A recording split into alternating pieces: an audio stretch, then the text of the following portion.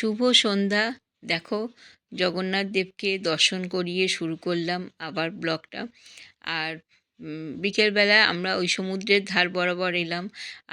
ধার বরাবর ধরে একটু মানে কি বলবো, এটা মানে নতুন দীঘার দিকে এগোতে গেলেই ওই সমুদ্রের ধার বরাবরই এই জগন্নাথ দেবের মন্দিরটা পড়ে। এর আগেও আমরা যখন এসেছিলাম তখন এই জগন্নাথ মন্দিরে ঘুরে গেছিলাম, তখন সে তার বাবা সেবারে মানে আমাদের সাথে আসেনি, ও অন্যদিকে গেছিলো। আমি আর আমার মেয়ে দুজনে মিলে এই জগন্নাথ মন্দির দর্শন করেছিলাম। আমার খুব ভালো, ছোট্টর ওপরে মন্দিরটা কিন্তু ভীষণ সুন্দর।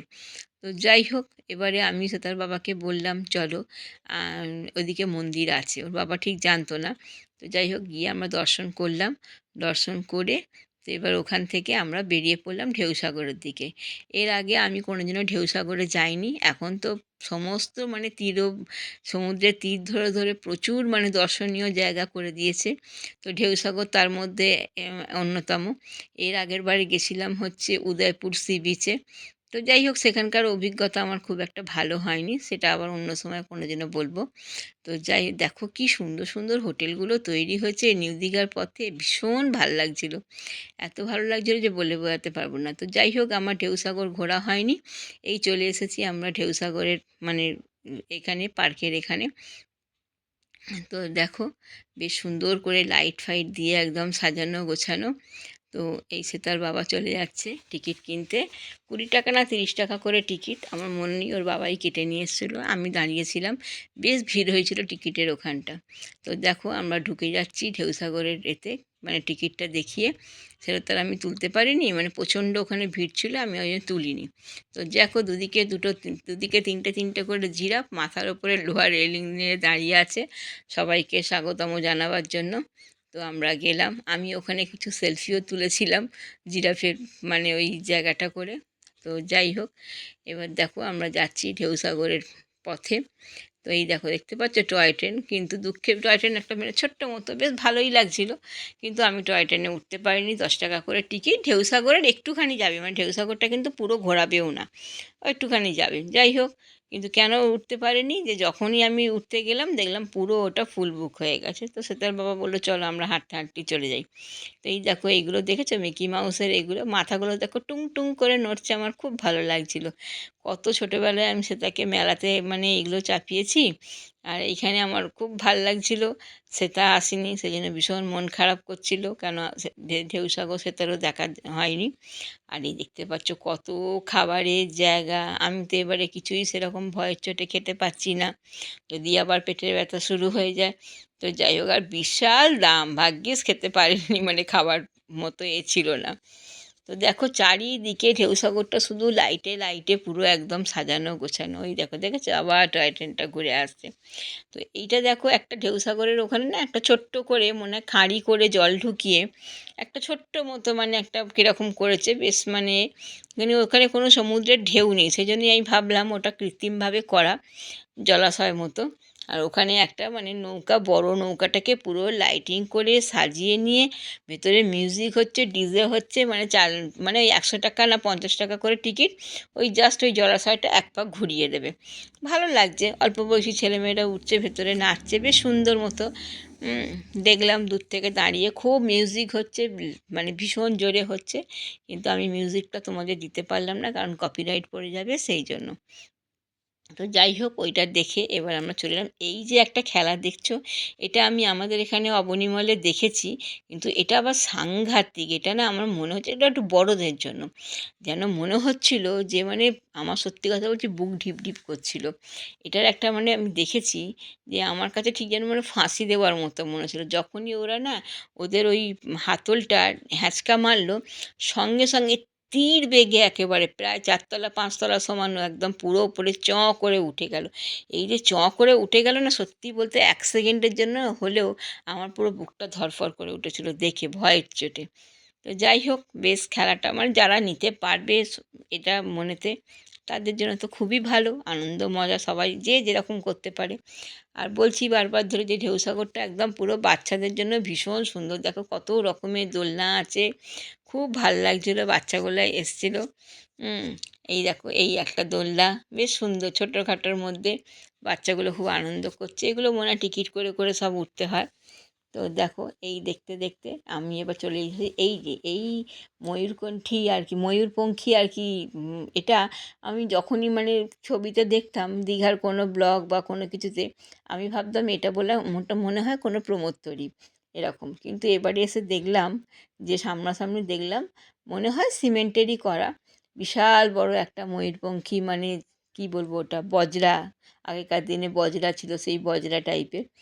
আর সে যেন সমুদ্রের মধ্যে একদম মানে পাল তুলে এগোচ্ছে।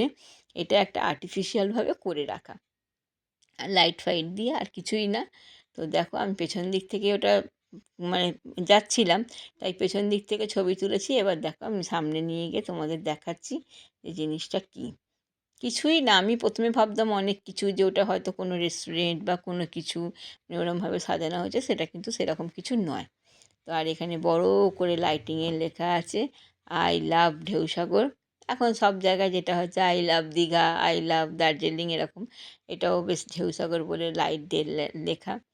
তো ভালো লাগছে, দেখতে পাচ্ছি সুন্দর করে পার্কের মতো সাজানো গোছানো, মানে সুন্দর করে জায়গাটাকে করেছে, খুব ভালো লাগছিলো দেখতে। আর খালি মনে হচ্ছিলো সেটা আসেনি, সেটা আসেনি, এটাই মনে হচ্ছিলো। তো এই যে দেখো, আমি তো যেহেতু ব্লগটা নিজেই ছবি তুলছি, তাই আমার ছবি আমি আর তুলতে পারছি না। সে তার বাবাকে বললাম একটু তুলে দাও তো, আমি এখান দিয়ে নামছি অন্তত সেটা। এই দেখো পুরো পুরো এগুলো সব লাইটের।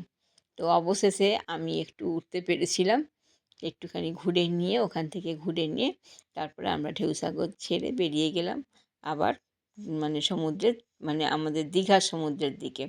আর এই দেখো পথটিতে দেখতে পেলাম পশ্চিমবঙ্গের দ্বিতীয় পুরীর মন্দির। সত্যি ভীষণ সুন্দর করেছে, একদম পুরীর মন্দিরের মতো। সেটা তোমাদের দেখাতে পারলাম না, কারণ আমাদের গাড়িটা বেরিয়ে যাচ্ছিলো। আর এই দেখো সামনের গেটগুলো দেখলাম, ভেতরে কাউকে ঢুকতে দিচ্ছে না। যাবার পথে দেখছিলাম অনেকেই ওইখান থেকেই দেখছিল।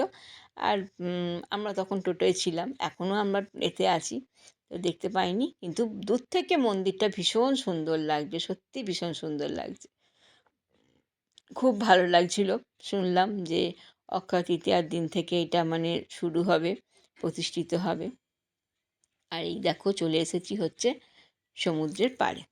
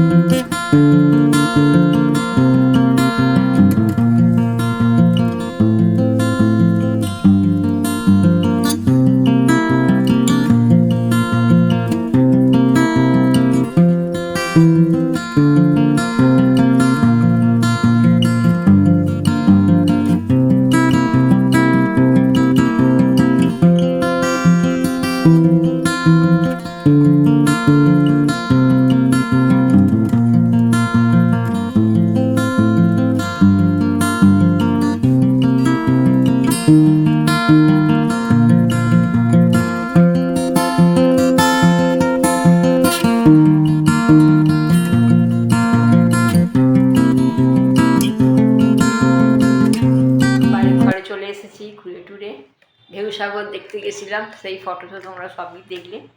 কিছুই না, দেখলাম বেশ ভালো ব্যবসা, মানে একটা সমুদ্রের তীরকে ঘিরে নিয়ে সুন্দর করে লাইট দিয়ে সাজিয়ে বাচ্চাদের পুরো পার্কের মতো করে, বেশ ভালোই। তবুও একটা ইনকামের রাস্তা, বা প্রচুর লোকের এতে জীবিকাও হচ্ছে, খুবই ভালো। আর পুরী জগন্নাথ মন্দিরের মানে এটা দেখলাম, ধারেটা দেখলাম, মানে গেটগুলো দেখলাম, দূর থেকে চূড়াটা দেখা যাচ্ছে, বেশ ভালো লাগছে।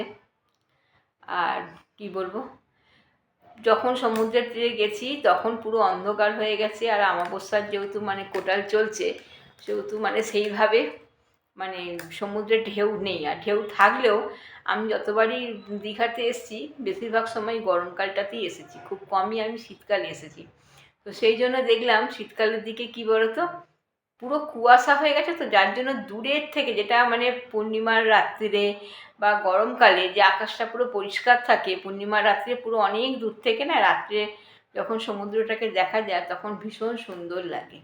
আর ঢেউটা প্রচুর হয়, কিন্তু দেখলাম ঢেউটা কম হচ্ছে, আর পুরো অন্ধকার, তার মধ্যে কুয়াশার মতো একদম পুরো সমুদ্রটাকে দেখাই যাচ্ছে না। ওই জিনিসটা একটু মিস করছিলাম। যাই হোক, তবু সেজন্য আর দেখলেই যে সেরকমভাবে মানে ক্যামেরাতে ছবিগুলো ভালো আসছে না, ওই জন্য আর তুলিনি। আর বরঞ্চ গেছি 2 দিনের জন্য, খুব ভালো করে সমুদ্রটাকে 2 চোখ ভরে দেখে নিই। জানি না আবার কবে আসতে পারবো। তো যাই হোক, যখন মানে যেটুকুনি কপালে বা ভাগ্যে জোটে সেটুকুনিটা কি শুষে নেওয়াটা উচিত বলেই আমি মনে করি। আর সেই অবস্থাতেই সুখে থাকার মানে আনন্দে থাকাটাই মানে শ্রেয়। তো খুব ভালো, আজকে সারাদিন মোটামুটি খুব ভালোই গেল। আর আমি শরীর খারাপ কিন্তু সেরকম কিছুই খাইও নি। আর খাবার কিনে নিয়ে চলে এসেছি, একদম তড়কা রুটি। তো এইবারে খাবো, জামা কাপড় খুলে একদম হয়ে তারপরে খাবো টাবো, খেয়ে শুয়ে পড়বো। খাওয়ার সময়টা একটু যদি দেখালেও দেখাতে পারি, বলতে পারছি না। যদি না দেখাই তাহলে আবার নতুন দিনে নতুন ব্লগ শুরু করবো। এই দেখো আমাদের আজকে খাবার, তড়কা আর রুটি। অনেকটাই তড়কা দিয়েছে, খাটেই বসে পেলাম, কিছু করার নেই। আর এই যে সীতার বাবা খাচ্ছে, আর আমি এদিকে বসেছি। চলো খেয়ে নিই, তারপর আবার তোমার সাথে কথা বলছি। তো খাওয়া হয়ে গেছে আমাদের। খাওয়া হয়ে যাবার পর এখন বিছানা টিছানা করে নিয়েছি। তো শরীর খারাপের জন্য আমি তো বাড়িতে অনেকটা আগেই খাই, এক্ষুনি খেলাম। আর অনেকক্ষণ ধরে সেটার সাথে গল্প করলাম, গল্প করতে করতে বেশ রাত্রি হয়ে গেছে, এখন মোটামুটি 11টা বেজে গেছে। তো আমি ভাবলাম ব্লগটা তো শেষ করিনি, তাই ব্লগটা শেষ করে দিলাম। জানি না কেমন দিয়েছি, মানে কেমন করেছি। তো যাই হোক, যেরকম পেরেছি সেরকম তুলেছি। তোমাদের ভালো লাগলে দেখো। আর আবার কালকে নতুন ব্লগ নিয়ে শুরু করব, যেরকম আমার মানে দীঘা ভ্রমণের সমস্ত কিছু মানে যেরকম আমি করবো সেরকমই তোমাদেরকে দেখাবার চেষ্টা করব। তো এই বলে আজকে রাত্রি শেষ করছি। শুভরাত্রি, গুড নাইট। এইটাই।